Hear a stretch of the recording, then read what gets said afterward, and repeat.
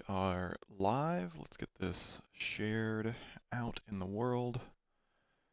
And stream call lowered. Why are you... That's not good. We should be super fast.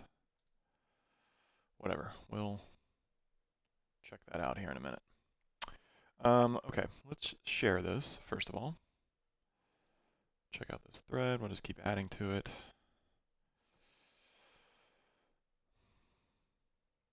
Slight delay. We're live now. Boom. And I'll edit all this in the final bit. I normally chop off the first few minutes just so that way future viewers don't see all the kind of annoying setup pieces and then get right into the code. So we'll give that just a minute or two, let some people come across with that. I was messing around on the site last night just to kind of better understand how certain things work. Again, I haven't worked on this project before, so some of it's kind of new to me.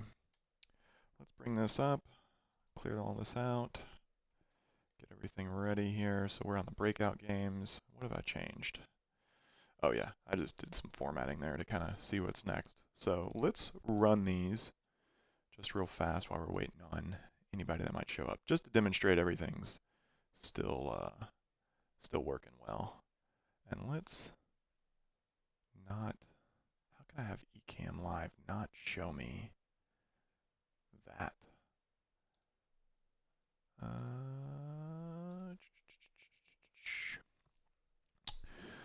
How can it not show me that? Well, first of all, let's make sure everything's correct here. Good, good, good. Okay, that looks good. Let's also make sure... Yeah, I don't want their little window. Hide all utility windows. Let's do that. Nope. Let me just toy with this for a second while some people are showing up on the live stream. It's like, it's showing a little preview of the recording on my screen, and it's like kind of annoying because they're in the way. They're in the way when I'm coding. So, all right, let's close that and that and that. For the people that came in, just shoot me a quick chat. Let me know that you're seeing everything okay and so forth. And we will get started. Looks like we have just a few that joined live. So yeah, if you can just hit me in the comments, make sure sound and seeing everything okay, and then we'll get started. So I just ran these tests just to kind of demonstrate that we're getting some more of the eyes removed now. Oops, I did it again. I'm messing with the... So we can see that some of the eyes are removed now. So more tests are complete. I think we started with 32 incomplete tests, so now we're getting some more things passed. Lots of assertions in there. So we're going to keep tackling a few more of these today. And what I figured I would focus on is this. I wish I could really hide that. That's very annoying. Sorry. I'm going to have to figure that out. There's like a down arrow, but I wonder if I uncheck that. I guess I can't. Okay, whatever. I guess it's just going to be in my way. It didn't do that like yesterday, though, so it's just strange. I know you all can't see it, but I can see it's taking up like the top corner of my screen, and I can't seem to put it in the background. Okay, so anyways, enough of that. Let's take a look at what I did yesterday. So some of the things I was battling with yesterday is that there was this like helper. Oh, they put it in Bootstrap helpers. Good for them. There was this random or create that they were using in factories. And there was a couple things about this that kind of were difficult. One, some tests, that's not really what you would expect when you create a factory. You would expect that like this always creates a fresh instance, right? You're not necessarily going to get one of your other instances because then, as we saw in some of the tests, it's a bit difficult to compare or set up your tests in a way where like this market wasn't going to equal a market that was created, because if I'm random or creating one, then that means the previous market I created in my test, to not have it match the new market for a location I'm making is a bit difficult because that location could use random or create to get a market and end up getting the market that was the one we made. So that's a little bit difficult maybe to explain. So let me just bring it back up in code, just to recap here. I think it was one of these tests for sure, probably the bookings controller, or no, it was one of these groups controllers tests. So most of these tests, I'm making like a market and a location, and I'm making that um, location match that particular market. But without hard coding like this, I would have expected, this location to have a completely random market. But it wasn't. Sometimes it was getting, this market, and sometimes it wasn't. So it was just one of those things where certain setup scenarios, because of that random or create, was randomly pulling that single market. Because these tests get regenerated every time, the database gets regenerated every time you run a test. And because of that, there's not a whole lot of data in there. So even though it's saying random, it's getting, that one. So that was causing, again, what one of my old pairs caused a spurious failure, but it's basically just like an intermittent false failure, like it shouldn't be failing, but it happens just intermittently enough, as we demonstrated in part one, that it's a little bit annoying. So I cleaned that up, and more importantly, what I did was the things that it was calling random on, like the time zones and the states, I just seeded these. There's really no reason to use that random or create there or create these states all the time. Just we can make the default ones the same ones the app uses for our test, and that gives us a better data set to use. And then we can use something like random or create more specifically in the fact that like it's always just going to pull one of these out of the database. It's never really going to create one. So I may end up renaming that later as well, where it's just like going to just pull a random one. So it'll just be called like random record or something like that. So anyways, I seeded this here. Just a little bit of nuance here. This is a core method that Laravel provides. So I make sure to call parent. But what this does is read up on the traits, like it reads the traits out of your class. So in this case, it's going to read the traits from the test class. And if I am using refresh database, then I want to go ahead and seed these two things. So for tests that aren't using database, in this case refresh database trait, it's not going to precede these or anything like that. So it works out really nicely. And there was only one unit test, I think, that like did some marketing time zone stuff. And this actually, again, another issue. It was attempting to hard code these in the database, which already existed. So I just ran this little eloquent method time zone truncate in the setup of this test. So even though it's going to seed them, I kind of just break out those time zones so this specific test can behave a certain way. So long story short, I just really like being explicit here with your test setup. I think if you're relying on fancy things to happen under the covers, when these tests start to go wrong or start to fail, especially if it's a new developer reviewing them or even yourself 6 months down the road, it can be really hard to kind of piece that test back together again. And that's, sometimes why people don't like tests is because when they don't run, it almost takes more effort to get them passing again, right? So when you kind of come upon an app that has a bunch of tests, but they're all failing, it can really be a draining experience to kind of get them all running again. So all the more reason to be really explicit. Don't have your factories or these helper methods doing like really fancy, um, helpful things for you, because in the end, it's better just to see the exact explicit setup. So step in that direction. Anyways, enough backfilling on part one. Let's get into testing some of these API controllers that they have. So I actually backfilled most of the tests for the regular web controllers. I think the only one I was missing, let me just kind of review here. So yeah, I've got I think the booking controller was the only one I didn't really finish. Yeah. So I think everything else has something. The GIFs we ran through in part one, groups, was really just a copy paste of GIFs. The market controller looks like I still needed to do this one. I did the page controller, the post controller, I did theme controller, and so yeah, it looks like page, market, and bookings still needs a little bit of work, but I think we get the idea of how to test kind of a web controller. Um, and there's a lot of resources out there. These are all just HTTP tests. Again, the test generator from Shift made a bunch of these tests for me. I was really just filling in the blanks. So the bookings controller does have a bit more nuance about it, particularly the fact that it's kind of using some of these custom methods here, this Express API, for example. But so do these API controllers. It uses this Express API as well. And testing testing an API controller is going to be just a little bit different because it's going to potentially return, JSON or things like that. So I think we're going to see a little bit more about testing these. So I want to focus on maybe just testing this bookings controller in this particular video. So with that said, let's declare tab bankruptcy here.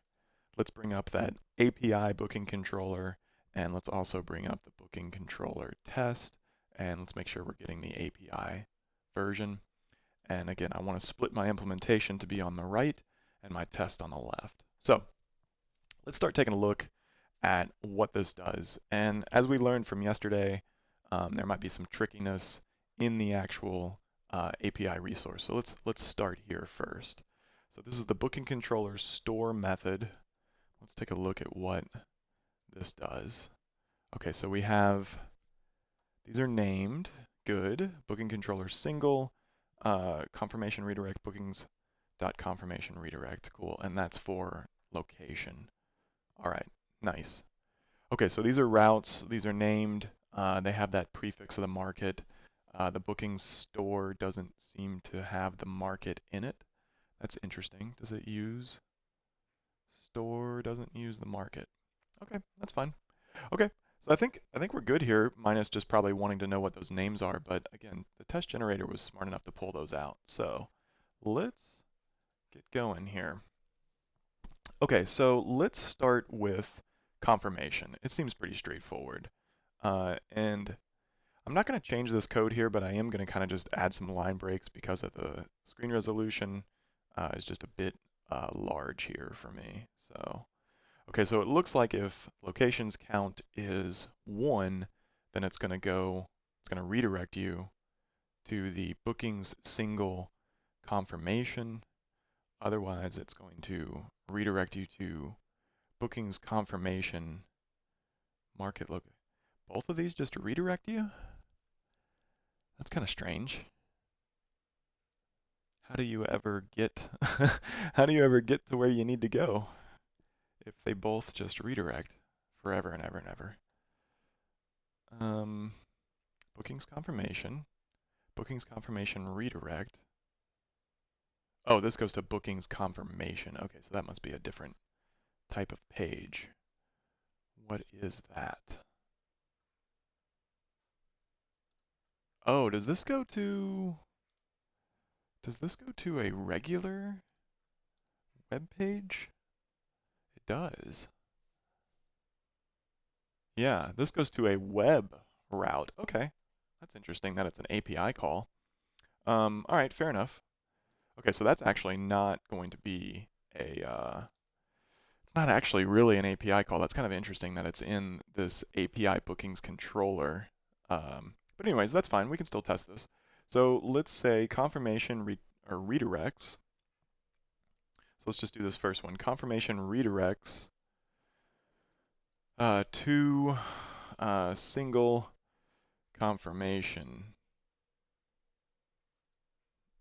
route, I guess, or page. We'll just say route. That's fine. Single confirmation's fine. So to single confirmation when single market. How about that? There we go. Cool. So we get the market, and it just goes to booking test. They're both test. I feel like this probably isn't really used in production. I'm going to finish the test for it anyway. So we make a market, and again, if we look at market factory, we'll see that it is setting up a location, I believe, in here somewhere. No, it's not. That's interesting. Did we pull that out? I thought that was. Oh, the market doesn't make or the market doesn't make a location. It just has many locations. So next we will set up a location factory app location class, and let's create that for our specific market. Oops. So market ID is going to be market ID. Cool.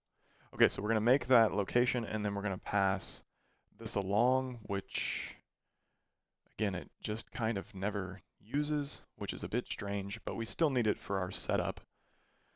So this is doing a post JSON route. Is that right? This just seems very, very strange that it's doing a post route. Whatever, we're going to do it. So it takes a market, and in this case, the location honestly doesn't even matter. It's just the fact that we make sure that it has one. Okay, so when we have that, we should expect that we're posting. Again, we're not sending any data, so very weird that it's a post request, but there's probably a reason for it. And then we're going to assert a redirect, and there's going to be no other response. So we're going to assert that it redirect basically to this. So let's just steal this. So it should go to route booking single confirmation with that market and booking test. So this should basically pass. And I'm going to go ahead and jump ahead and write the next one so we can just see these both in action. And so basically now the point is that when I pass in, when I make two locations, so I'm going to have more than one in this case. So let's say location, because I'm going to need this one. And I could save the first one, it doesn't really matter. But the point is, let's pass both of them in here. And now we should get a location. So it's going to go to a different route. So this is really just, as some of the Laravel folk would say, spell checking. But it is begging the question of why is it done this way?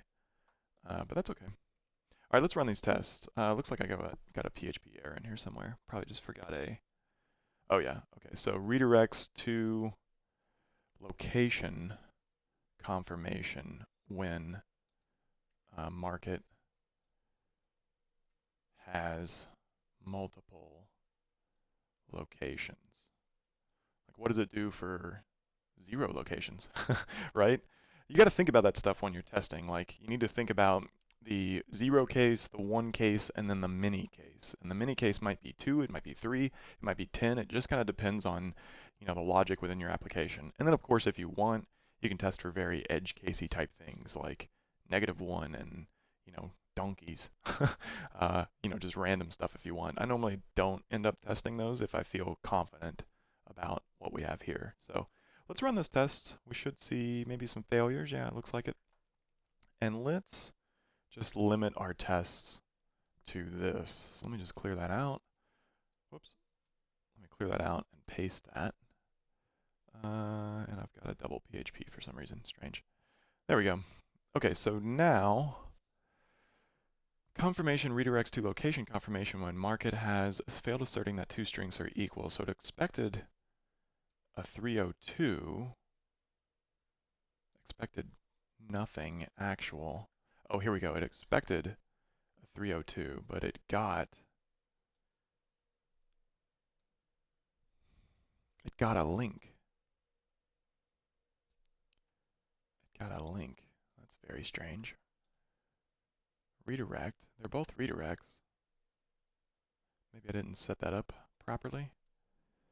Bookings, confirmation. Notice this double slash here is kind of interesting. It's missing that location in there. So that's kind of interesting. But yeah, let's see here. Looks like I got some chat coming across. Let me finish what I'm on here, and then I'll go back and check those out. Okay, so let's see what's happening here.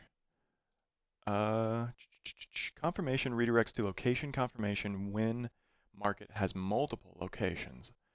All right, so it expected a redirect to this Rimplebury, but it got a redirect, but it kind of got like a page level redirect, and the bit here was interesting. All right, let's go back and see what's happening here. We posted the single. Oh, I think that's the problem. I posted to the wrong place. Let's go back, API. Because we're passing in a location, we need to go to this confirmation redirect. There we go. It's not the single. I think that's why it didn't pick up. It picked up that empty bit there. Nope, not all the way there. Okay, so failed asserting that two strings are equal. It did get the Magdalene here. It's still just getting... The actual response was like just the URL. Wasn't a redirect.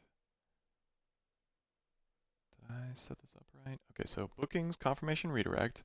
Pass those two things in. Market location, booking test. We should end up down here. Here's what I'm going to do. I'm going to dump. I'm just going to DD right here, just for giggles. I don't think that's going to hurt anything. And let's just say, like, here.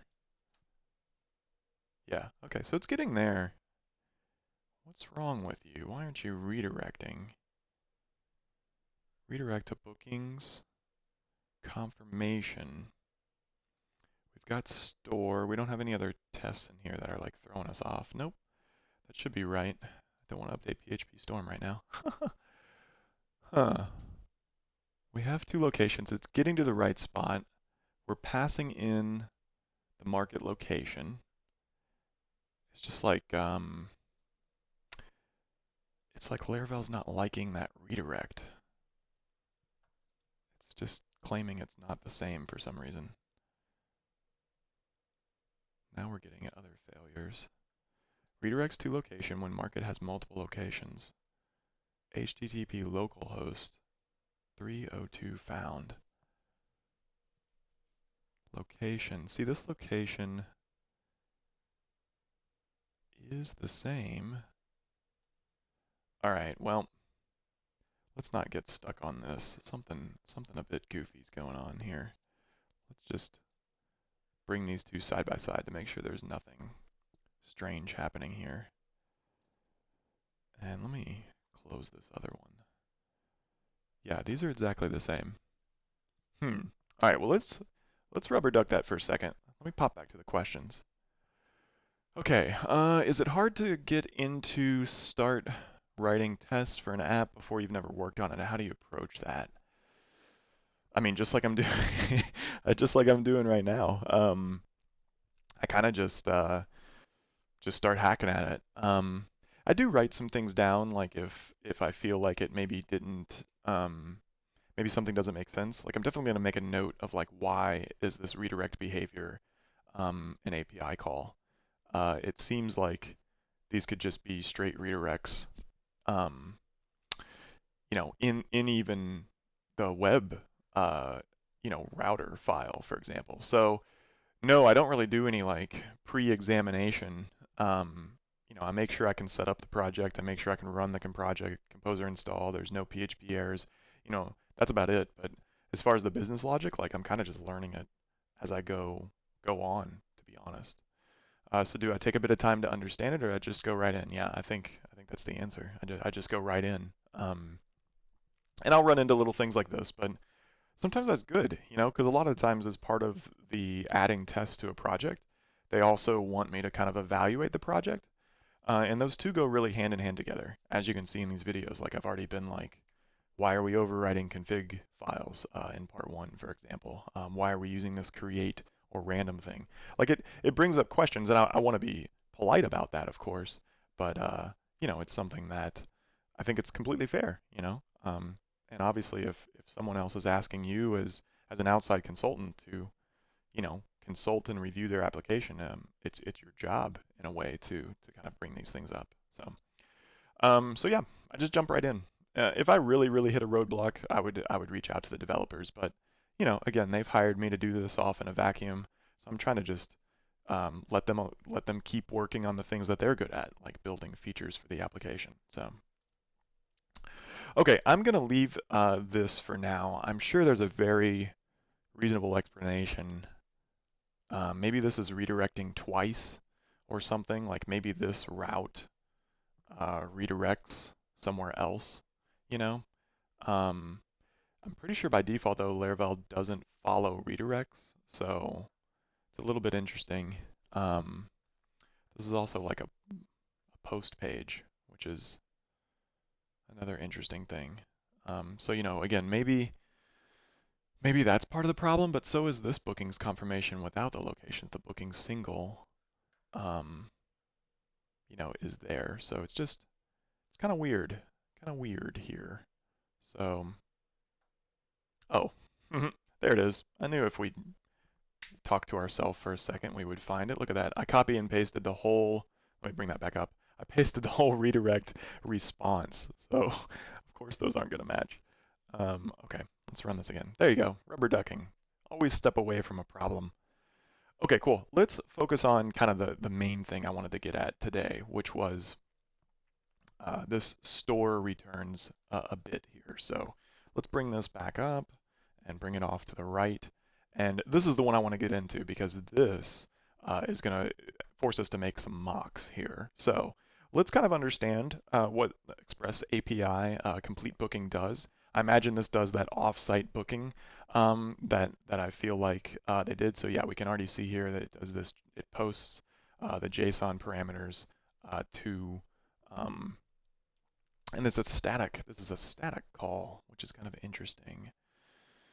Okay, so this is probably going to take a little refactoring because basically this isn't what you would call testable. It's not testable code the way it is right now. Because this is a static call, there's not an easy way for me to hook in to the kind of application code and make it be something that I want to test. So let's set up the test. Let me expose that problem. Let me expose the fact that this isn't going to be something I can test or fake out anyways. It's actually going to have to make a real call to the real checkout, third-party service. And that might be fine if they have a sandbox or a test mode or test API keys or whatever. That could be okay. But my guess is that this probably doesn't, or at least I don't know of them right now. So I probably want to make this more testable. So let's get there. So what I'm going to do is kill that mark incomplete, and let's say star returns response from checkout. There we go. And that's basically what it's doing. If this is the booking or from, let's just say booking service, right? And they may change this. So I like to keep these informative so there's somewhat of documentation about what the test is focused on, but at the same time loose enough where I'm not having to write like a bunch of implementation details there. Okay, so we're going to make a post request, and this time we actually do need to send request data. So it looks like we need several bits of information. We need a location ID. So let's just start hacking away at this. And what I'm going to do is I'm going to copy, since we're going to need like all these different things. Let me just copy some of these, and we're going to set this up. So let's break that down, and let's do location ID is going to be, null for now. Let me just format this, and let's start working through these. I don't know what all of these are, to be honest. The customer, the charge, the booking options, I don't really know. So honestly, like, I'm just going to fake this data out. I'm going to get a little variance with faker here. So let's just say digit not null, I think is one. And let's bring in that property so we can actually get some auto completion. So let's say use with faker. This is provided by Laravel. So now we can get, what is this, digit? Random digit, not null. There we go. And cart, I don't really know what this is. So let's just say something like this, faker word. And the customer, let's just do like a faker name, right? This faker name. Cool. And charge, we'll say something like, does faker have an amount? This faker amount? Currency? No. Dollar?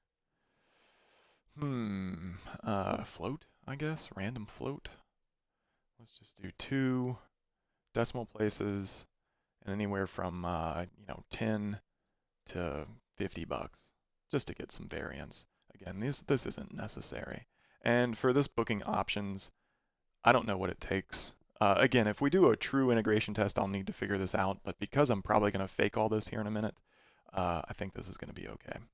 Okay, so I'm just, again, doing faker here. I could just say something like 1, 2, 3 and blah, blah, blah, and cart is null and all sorts of things. But to have the fake data, I'm at least, in my opinion, strengthening the test just a little bit in the fact that, like, I couldn't just hard code values over here. Like, there's enough variance every time you run the test that you're going to need to be getting this from the request data. Like, it'd be impossible to code something over here to guess the random faker data, Like, this code has to be somewhat right. It's a bit of spell checking, to be fair, but right now that's all we have because I don't think we can call this Express API. Okay, we're going to assert that it returned OK response, and then what does complete booking actually return? The JSON decoded body. So it's going to give us back some kind of JSON. So what I'm wondering here, does Faker have some JSON? That would be awesome. Let's find out. Faker generate JSON data. Massive amounts of realistic. Let's change this to PHP because there's a bunch of other fakers out there. Here we go. Any kind of JSON data? No. Okay. That's okay. Let's see if there's some other stuff we could test here. Okay, so let's not do faker data. Let's just do something else. And we'll just say something here like booking or something like response. I'll just give it like a random ID here, because again, I don't know what this is supposed to do. So let's just say this faker random digit not null, and we'll say something here like data is this faker. I'll just use a word again. Cool. So, and maybe let's do something here like transaction, and give it like even something with a bit more variance.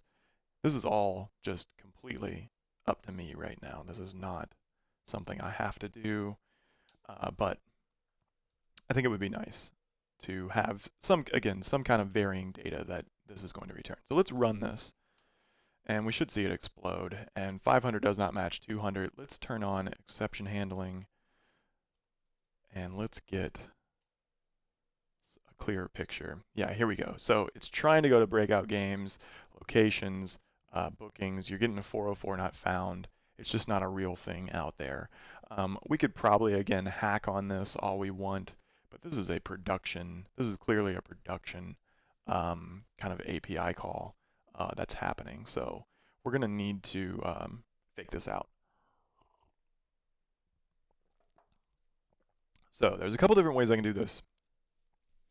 First of all, I can change this to be some kind of, I could make it be provided or pulled from the container in some way. So that's an option. I'm not a huge fan of that option for two reasons. One, it's a lot more injection I would have to do in the code. So now I got to go set something up in the app service provider. Then I need to kind of method level injection here to be like the Express API or whatever, and that's going to give me this Express API, and then I got to change these calls. And so to that second point, not only do I have to do like the container setup and kind of the injection, but then I have to go in and change every single one of these calls to be kind of this new format or way in which you would call this. So I don't like that because, even though they're probably only using this in a handful of locations, yeah, 11 spots, totally changeable if I wanted it to be. Some of these are just the imports, so probably even half of those. So it's only like 5 spots. Wouldn't necessarily be a lot of work. But because there's a way for me to do this without changing the way this code works or the way this code is written, And without having to do any container injection, I'm going to choose that. And that's real-time facades. That's pretty cool. Real-time facades are fun in my opinion. So what I can do is call this facades, and it puts it under basically a fake or a placeholder namespace. Laravel then, when it's resolving things through auto-loading, it registers a facades namespace, reads the last half of this, and builds you an instance of one of those classes, right? So in this case, even though PHP Storm is kind of not resolving all this, Laravel will. And because this is a facade, I now have the ability to swap that facade out just like I would any other facade. If you're not familiar with mocking and facades and so forth, definitely check out the documentation. I do have some other videos where I kind of talk about that, but if you really, really need the overview, I'm definitely going to pitch, of course, Confident Laravel to really beef up your testing skills. So let's do this. Let's set up a Express API, and I'm going to call just straight mockery here, mock, and that's going to be good enough. I don't really have any kind of interface or anything I need to adhere to, and what I'm going to do is say this should receive a call to complete booking, whoops, to complete booking, and it should get that with a certain amount of data, so in this case the location ID. So we're going to have to start varring some of this stuff off, which is a bit annoying, but let's just replace this one instance, and this will be, what is this, location ID? Cool. And so we'll take that, and that's what it should get first. Why did it put that here? That's weird. Thanks, PHP Storm. That might be why they were asking me for the upgrade. A couple bugs in the code here. All right, cool. And then now we're going to need to var off kind of this whole next piece, if you will. I hate to var off each one of these. That's a bit annoying, but I think it's going to have to happen. So let's call this cart. And again, why is it doing that? That's so annoying. Let's get this for name, or well, I don't want to call that name. Let's call it customer. So let's just copy pasta a lot of this stuff. And let's do this here. What is that? Renaming not finished. Yes, it is. This is amount. That is so annoying. And then we'll call this options. Options. Cool.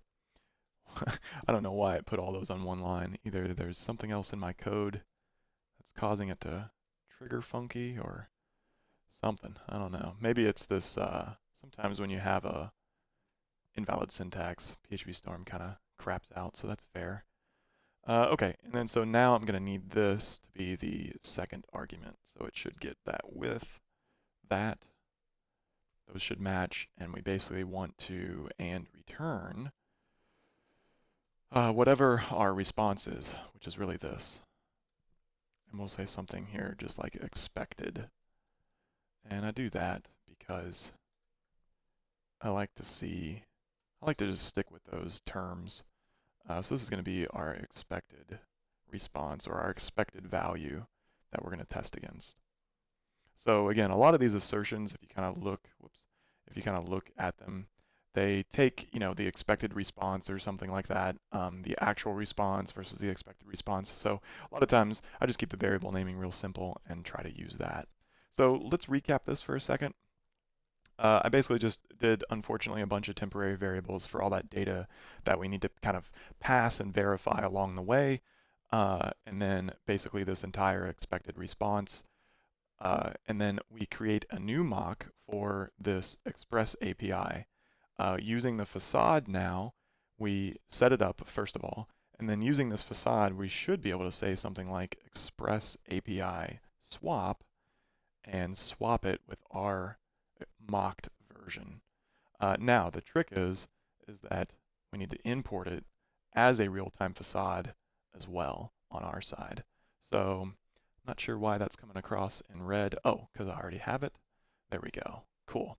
And now let's run this test.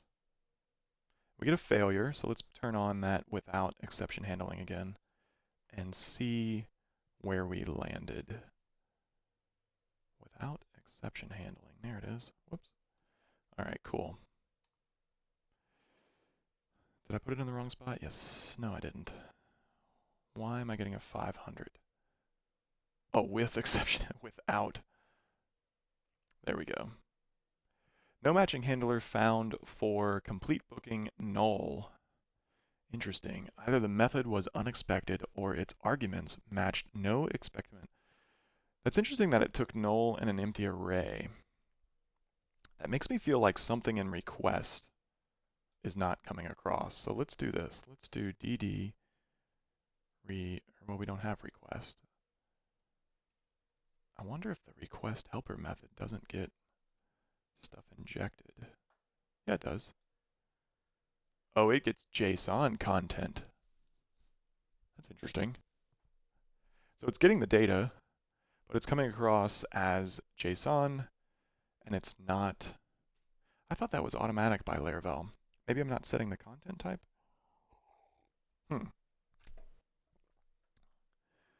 Anybody in the audience know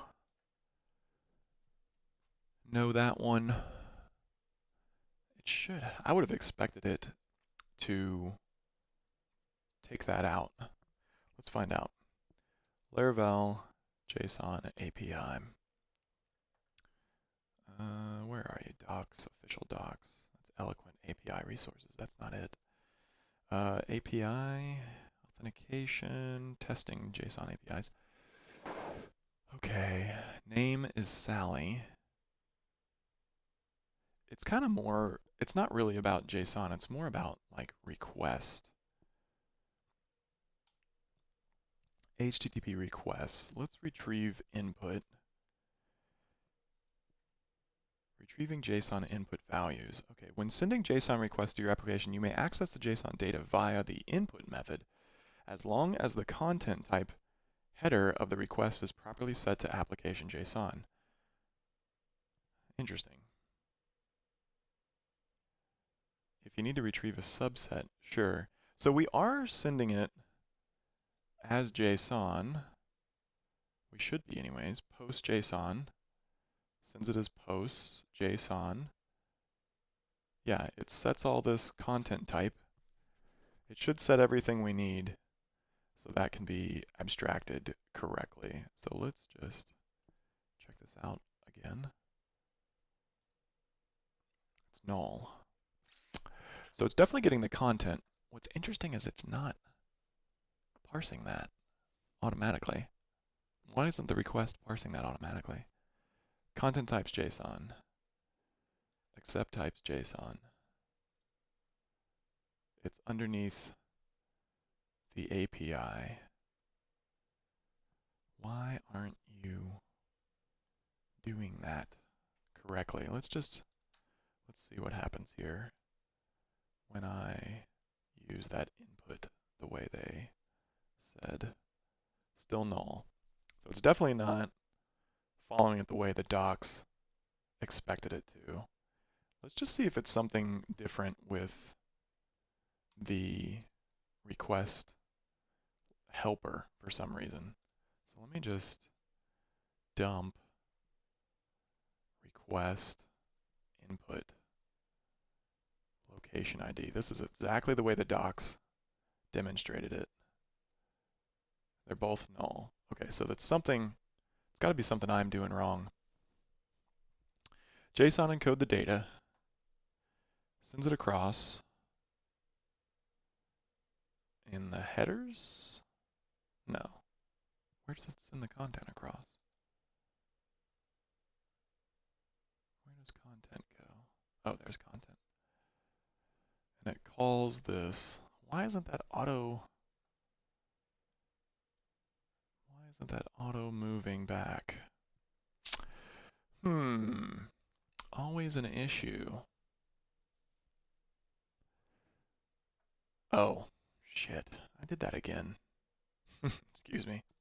I put it in a nested array. I thought that looked funny when I looked back here that it was like, I thought this kind of threw me off, but my head jumped straight to JSON. I haven't finished my tea this morning, so the caffeine hasn't kicked in. There we go. Okay, bet you that was the problem all along. Yes, there we go. There's 9 and 9. Okay, let's remove all our poor man's debugging here and get back, hopefully, to a passing test. Nope. Failed asserting that array has key 8. Okay. Which part? I'm assuming that's on line 89. Yes, it is. Line 89. So here is what we got back. Assert JSON structure. Failed asserting that an array has the key 8. Key 8. Key 8. So expected. This faker word, data transaction, blah, blah. Key 8. Array structure. Let's change this to assert JSON. I want to see the comparisons. So what's the difference between structure? I always forget. Because that's what Laravel gave me back. Or sorry, that's what Shift gave me back. So if that's not the right bit, then I want to check it out. So assert that the response has the given JSON structure. Assert JSON structure. Response data. So this is the structure and this is the response data. So if it's null, then assert exact JSON against this JSON. If response data is null, then decode the response. Okay, let's go back to what we had. I just want to better understand this. This is passing, but something about it seems a little weird to me. I want to better understand assert JSON structure. Oops. It's not this. It'll be on the response. Response. Okay, so response ID is 5.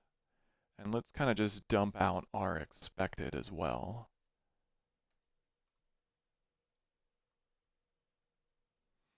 Okay, those are exactly the same. And just to kind of prove that, let's use a PHP unit assertion. Assert same on expected and the response decoded JSON.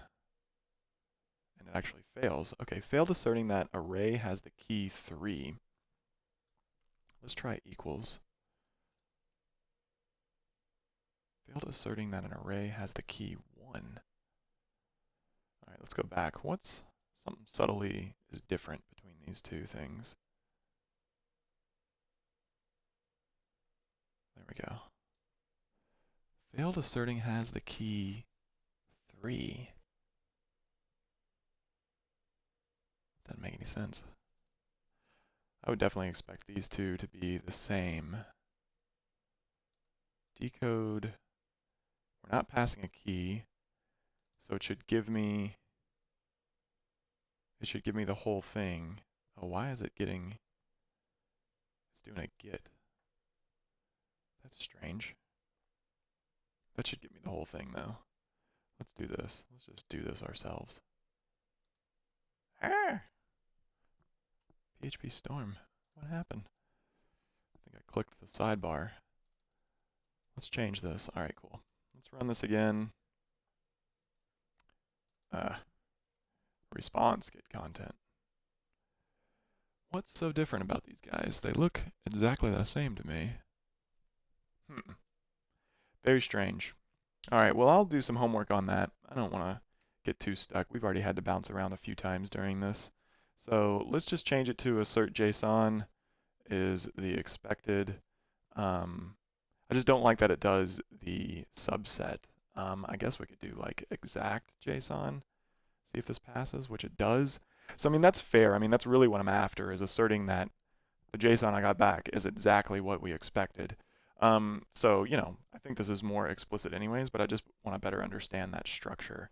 I think the structure, maybe if I'm remembering right, the structure now is like a dot notation, and you're testing for different things. I feel like that changed in 6 or 7 or was added, so I definitely should update Shift to not do the structure. I should probably have it say assert JSON and start there, just to be loose. Okay, so I'll fix that up in the test generator. But just going back, what we did here with this facade thing was we used real-time facades. So let me just bring this up in the documentation, real-time facades. And what you can do here is basically, again, just throw them underneath that facades namespace. Laravel kind of automatically turns that into a facade.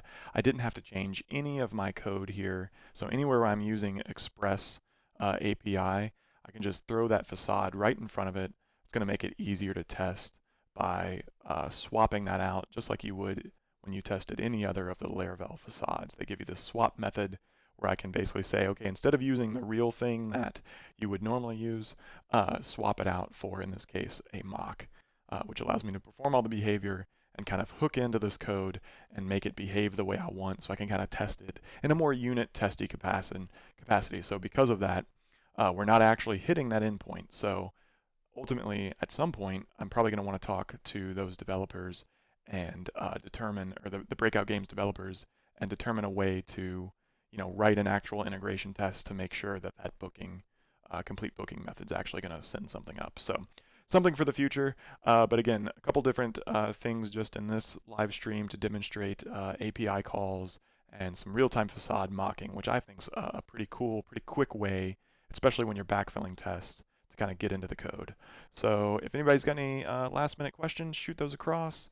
I'll answer them. Otherwise, we'll cut it off here and I'll edit kind of that intro off where we got stuck with some audio issues and so forth.